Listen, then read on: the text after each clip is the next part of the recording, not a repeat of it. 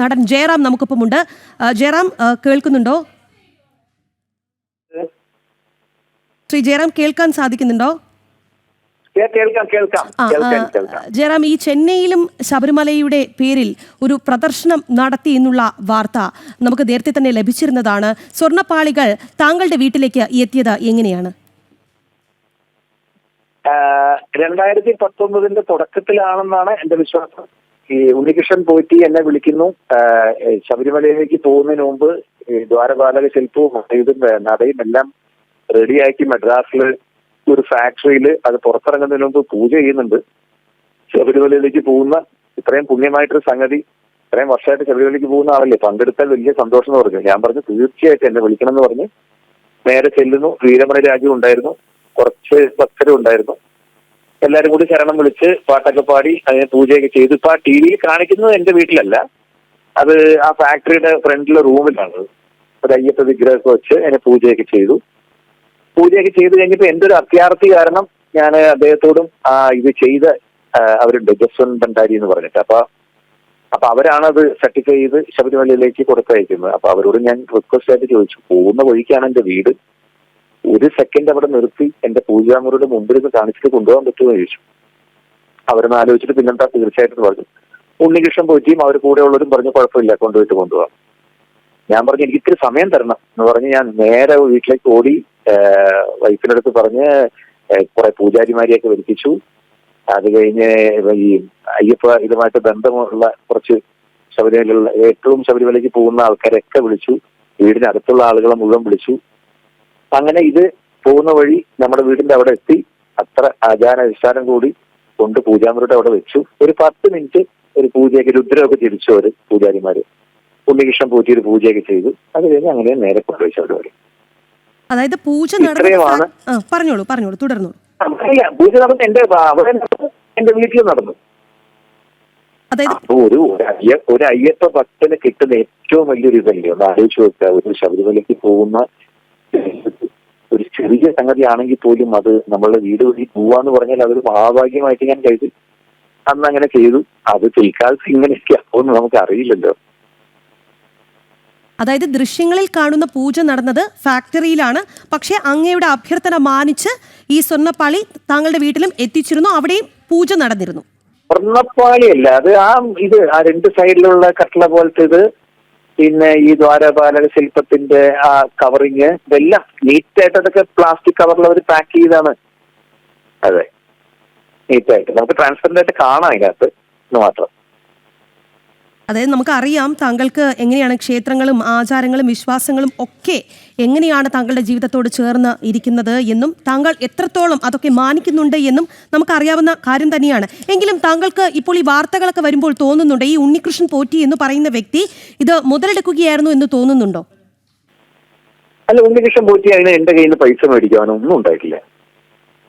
അയാൾ എന്റെ കയ്യിൽ നിന്ന് ഒരു രൂപ പോലും ജോലി മേടിച്ചിട്ടില്ല. അയാൾ എപ്പോഴും കാണുന്ന ഒരു ഭക്തൻ എന്നുള്ള നിലയ്ക്ക് ഞാൻ ആവശ്യപ്പെട്ടപ്പോ വീട്ടിൽ കൊണ്ടുവന്നിട്ട് അങ്ങനെ കൊണ്ടുപോയി, അത്രേ ഉള്ളൂ. അല്ലാതെ ഒരു 100 രൂപ ദക്ഷിണ പോലും എന്റെ കയ്യിൽ മേടിച്ചിട്ടില്ല. അതായത് നേരത്തെ പരിചയമുണ്ടായിരുന്നു ഇദ്ദേഹത്തെ? ഒരു 5-6 വർഷമായിട്ട് അറിയാം. ഈ ശബരിമലയിൽ വെച്ച് നമ്മൾ ഇവരൊക്കെ കാണുന്നതല്ലേ. എല്ലാ വർഷവും മകരവിളക്കിന് പോയി കഴിഞ്ഞാൽ 2 ദിവസം ഞാൻ അവിടെ ഉണ്ടാവാറുണ്ട്. 12-ാം തീയതി രാത്രി കയറി കഴിഞ്ഞാൽ 13 കഴിഞ്ഞ് 14 മകരവിളക്ക് കഴിഞ്ഞിട്ടാണ് എല്ലാ വർഷവും തിരിച്ചറിയുക. അപ്പൊ ഇവരെയൊക്കെ സ്ഥിരമായിട്ട് കാണുന്നതാണ്. ഹൈദരാബാദിൽ നിന്നുള്ള ആൾക്കാരുണ്ടാവും, ഇവരുണ്ടാവും, ഇവരൊക്കെ മേളിലെ റൂമുകളിൽ ഉണ്ടാവും. അപ്പൊ പരിചയപ്പെടുന്ന അവിടുന്ന് ബാംഗ്ലൂരിൽ നിന്നുള്ള വ്യക്തിയാണ് അദ്ദേഹം. അങ്ങനെയുള്ള പരിചയം ശബരിമല അയ്യപ്പനുമായിട്ട് ബന്ധപ്പെട്ടുള്ള പരിചയമാണ്. അതായത് ആ ഒരു സ്നേഹത്തിന്റെ പുറത്ത് ഇത്തരത്തിൽ ഒരു പൂജ നടക്കുന്നുണ്ട് എന്ന് പറയുന്നു, താങ്കളോട് അതിൽ പങ്കെടുക്കാൻ അഭ്യർത്ഥിക്കുന്നു, പിന്നീട് താങ്കളുടെ അഭ്യർത്ഥന മാനിച്ച് താങ്കളുടെ വീട്ടിലേക്കും വരുന്നു. അങ്ങനെയാണ് സംഭവിച്ചത്. അത് തന്നെയാണ് ഇത് സംഭവിച്ച. അവിടെ നിന്ന് നേരെ കൊണ്ട് ഈ 2 ദിവസം കഴിഞ്ഞിട്ട് എനിക്ക് ഫോട്ടോ ഇട്ടു തന്നു ശബരിമലയിൽ. അതും ഇത്രയുമാണ് സംഭവിച്ചത്. എന്തായാലും ഈ സ്വർണ്ണപ്പാളി വിഷയത്തിൽ ഉണ്ണികൃഷ്ണൻ പോറ്റി നടത്തിയത് വലിയൊരു തട്ടിപ്പായിരുന്നു എന്ന് ദേവസ്വം ബോർഡ് അടക്കം പറയുന്നുണ്ട്. ഒപ്പം തന്നെ പുറത്തുവരുന്ന വാർത്തകളൊക്കെ അത്തരത്തിലുള്ളതാണ്. അതൊക്കെ ശ്രദ്ധയിൽപ്പെട്ടിരുന്നോ? ഞാനിപ്പോ 2-3 ദിവസമായിട്ടെല്ലാം ടി വിയിൽ 2-3 ദിവസമല്ലേ, ഒരാഴ്ച 2 ആഴ്ചയായില്ലേ ഈ വിവാദങ്ങളൊക്കെ. ഈ വിവാദം വന്ന അപ്പൊ തന്നെ ഞാൻ എന്റെ ഭാര്യയോടും പിള്ളേരോടൊക്കെ പറയായിരുന്നു, ആലോചിച്ച് നോക്കി, അയ്യപ്പൻ നമ്മുടെ വീട്ടിൽ അതിലേ വന്നു പോയത് നമ്മൾ എത്രമാത്രം അഭിമാനിച്ച് എത്രയോ സന്തോഷിച്ചു. പക്ഷെ അത് ഇത്തരത്തിലേക്കുള്ളൊരു കോൺട്രവേഴ്സിലേക്കാണ് പോയിക്കൊണ്ടിരിക്കുന്നത്. ഞാൻ പറഞ്ഞുള്ളൂ ഇത് തന്നെ സംഭവിച്ചു. ഈ ഇദ്ദേഹം ഈ സ്വർണ്ണപ്പാളികൾ പ്രദർശിപ്പിച്ച ഒരു കച്ചവടം നടത്തുകയായിരുന്നു എന്നതാണ് പുറത്തുവരുന്ന വാർത്തകൾ. ആ ഒരു രീതിയിലേക്ക് താങ്കളുടെ പേരും കൂടി വലിച്ചിഴക്കപ്പെടുന്നുണ്ട്. അല്ല, ഈ പുള്ളി വേറെ എവിടെയെങ്കിലൊക്കെ കൊണ്ടുവച്ച് പൈസ മേടിച്ചിട്ടുണ്ടോ നമുക്കറിയില്ല. എന്റെ അടുത്ത് ഒരു രൂപ പോലും മേടിക്കത്തില്ല. ഈ ഫാക്ടറിയിൽ നിന്നല്ലാതെ അദ്ദേഹം വേറെ വല്ല സ്ഥലങ്ങളിലൊക്കെ കൊണ്ടുപോയി വെച്ചിട്ടുണ്ടോ എന്ന് എനിക്കറിയില്ല. എന്റെ വീട്ടിൽ ഒന്നും ഈ പോണ വഴിക്ക് വേറെ എവിടെയെങ്കിലും വെച്ചിട്ടുണ്ടോ എനിക്കറിയില്ല. ഈ ഒരു വിവാദം വന്നതിന് ശേഷം താങ്കൾ അദ്ദേഹത്തോട് സംസാരിച്ചിരുന്നോ? ഏതാ മാം? ഈ ഒരു വിവാദം വന്നതിന് ശേഷം ഈ ദൃശ്യങ്ങളടക്കം പുറത്തു വന്ന് ഇത് ഇല്ല ഒരു വർഷം ആയിക്കണം തോന്നുന്നു. എന്നെ വിളിച്ചിട്ടൊരു മേളം ചെയ്യാമെന്ന് ചോദിച്ചു. ആദ്യം ബാംഗ്ലൂരിൽ മേളം ചെയ്യാമെന്ന് ചോദിച്ചു, പിന്നെ ശബരിമലയിൽ ഒരു മേളം ചെയ്യാമെന്ന് ചോദിച്ചു. അത് സമയം ഉണ്ടായിരുന്നില്ല. അത് എന്ത് പറഞ്ഞു, അതൊരു വർഷം മുമ്പാണ്. പിന്നെ വിളിച്ചിട്ടില്ല. 2019 നടന്ന പൂജയുടെ ദൃശ്യങ്ങളല്ലേ ഈ ചർച്ചകളിലൊക്കെ വരുന്നത്? അതെ അതെ അതെ അതെ അതെ അതെ ശബരിമലയ്ക്ക് എപ്പോഴാണോ അത് കൊണ്ടുവരുന്നത് അതിനൊരു ഒരു ദിവസം മുമ്പ്.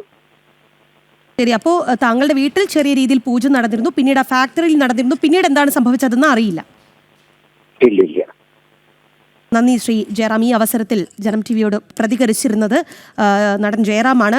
എന്തായാലും അദ്ദേഹം പറയുന്നത് ഈ സ്വർണ്ണപ്പാളി വച്ചിട്ടുള്ള പൂജ വാർത്തകളിൽ നിറയുന്ന ഈ ദൃശ്യം, പ്രേക്ഷകർ ഇപ്പോൾ കാണുന്ന ദൃശ്യം, അത് താങ്കളുടെ വീട്ടിൽ നടന്ന, അദ്ദേഹത്തിൻ്റെ വീട്ടിൽ നടന്ന പൂജയുടേതല്ല, അതൊരു ഫാക്ടറിയിൽ നടന്നതാണ്.